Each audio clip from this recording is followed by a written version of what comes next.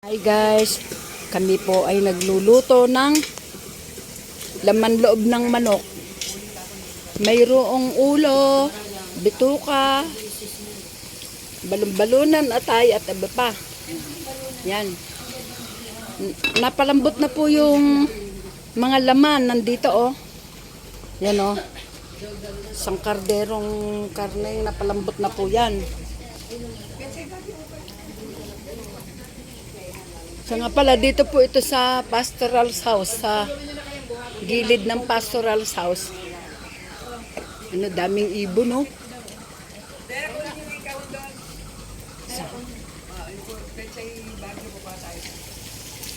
Yan nga lang, ala tayong panlagay sa sigang. Pechay Bagyo. Dito po ito sa pastoral's house.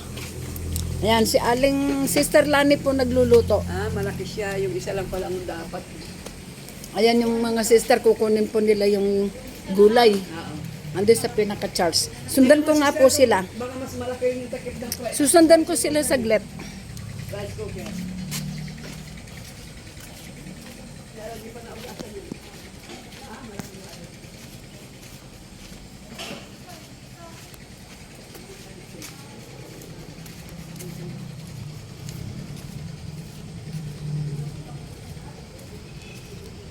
Nagre-ready po kami para sa Christmas party.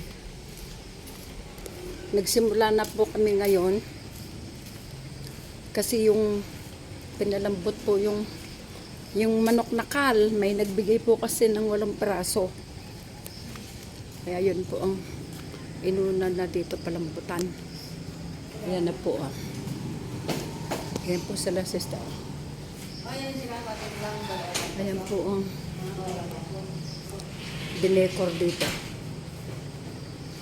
Ayan, decor. Ayan na po sila sister. Susundan ko sila. Dito po kami nag-chat-chat. Ay, dali po na. Punta ko lang nabitaw yung cellphone ko. Yan, madilim po. Dahil andong kami sa likod. Sa pastoral's house. Yan, dito po ako. Munti ko na nabagsak sa cellphone ko. Pumunta ako dito sa glit. Sindihan ko yung ilaw. Yan. Dito sa room ng mga bata. Ayan, 2 CR. Dito sa room ng mga bata. Ayun, bodega. Sara ko muna to.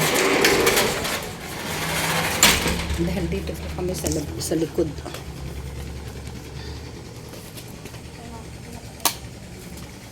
Yan.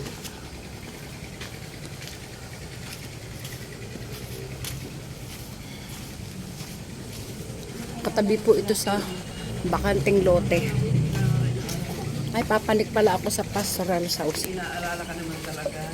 Yan. Ito na po sila, sister. Naghihimay na po sila. Yan. Ayan po si sister.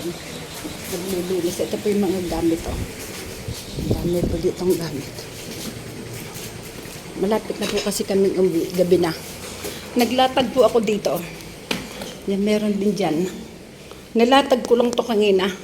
Nagigahiga ako. Yan si sister. Dito po. Meron din ditong sariling CR. Meron din ditong sariling kwarto. Ito. Dali lang po. Yung CR. Yan, may sariling CR din po dyan. Ito po yung pastoral's house. Yan o. Mataas po yan. Taas o. At isasara ko na saglit. Lalabas na ako.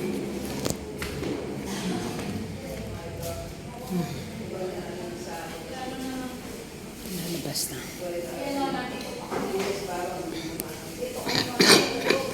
Sorry, inuubaw ko. Inuubaw ko eh. Sige, dito na po ako sa niluluto.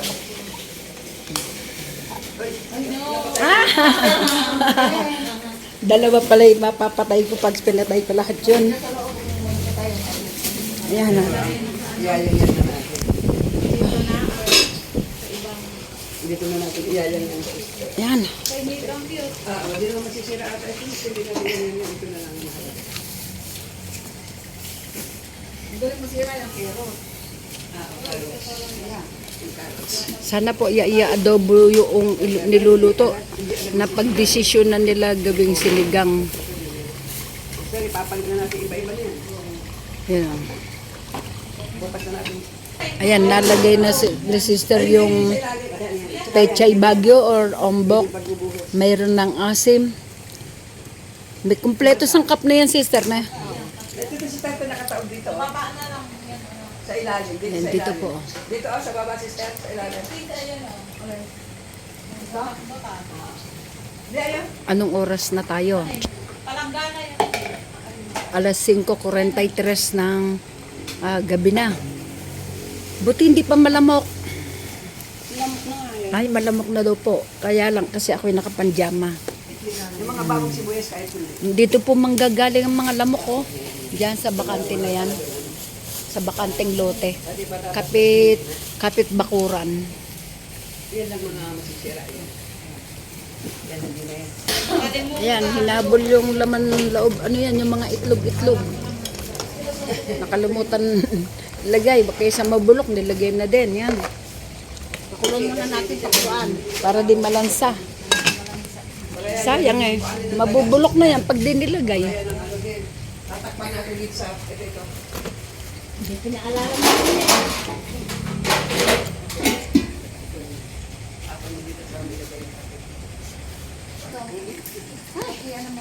Yan, kakain na po.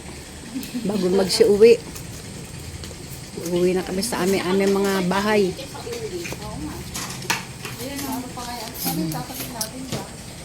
Lututuan. Yung gulay. Sinigang luto-lutuan. Ay, ba't yung mga samay atay sa akin? Mga samay atay. O, kain na, tara. Test ko lang kay ate nila. Harap. Sinigang. Sinigang na laman loob ng manok. May itlog pa ko. Sige, O, sister, kain na. sige, kain na kayo. Madilim na po, oh. Halatang halata. Madilim na. Lagi nyo kasi dito tayo matutulog, ya. Naglatag na nga ako.